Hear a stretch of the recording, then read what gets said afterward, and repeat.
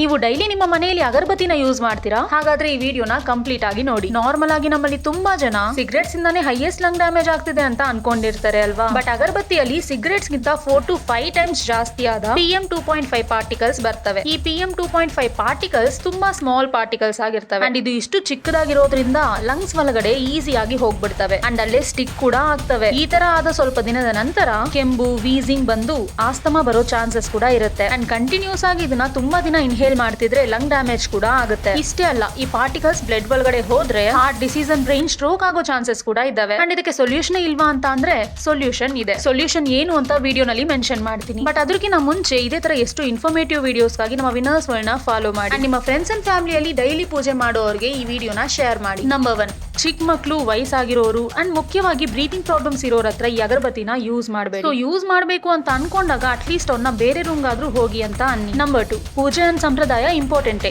ಕರೆಕ್ಟೇ, but ಆದಷ್ಟು daily ಅಗರಬತ್ತಿನ use ಮಾಡೋದನ್ನ avoid ಮಾಡಿ. ಆದಷ್ಟು ಕಡಿಮೆ ಯೂಸ್ ಮಾಡಿ, ಇಲ್ಲಾಂದ್ರೆ ರಿಸ್ಕ್ ಜಾಸ್ತಿ ಆಗ್ತಾನೆ ಹೋಗುತ್ತೆ. ನಂಬರ್ 3, ಇದು ತುಂಬಾ ಇಂಪಾರ್ಟೆಂಟ್ ಪಾಯಿಂಟ್, ವೆಂಟಿಲೇಷನ್. ಅಗರಬತ್ತಿ ಯೂಸ್ ಮಾಡೋ ಹಾಗ open area like doors and Windows ನ ಓಪನ್ ಮಾಡಿ ಯೂಸ್ ಮಾಡಿ. ಬಿಕಾಸ್ ಈ ತರ ಮಾಡೋದ್ರಿಂದ ರಿಸ್ಕ್ ತುಂಬಾ ಕಡಿಮೆ ಇರುತ್ತೆ. ಈ ವಿಡಿಯೋ ನಿಮ್ಗೆ ಇನ್ಫಾರ್ಮೇಟಿವ್ ಅನ್ಸಿದ್ರೆ ವಿಡಿಯೋನ ಲೈಕ್ ಮಾಡಿ.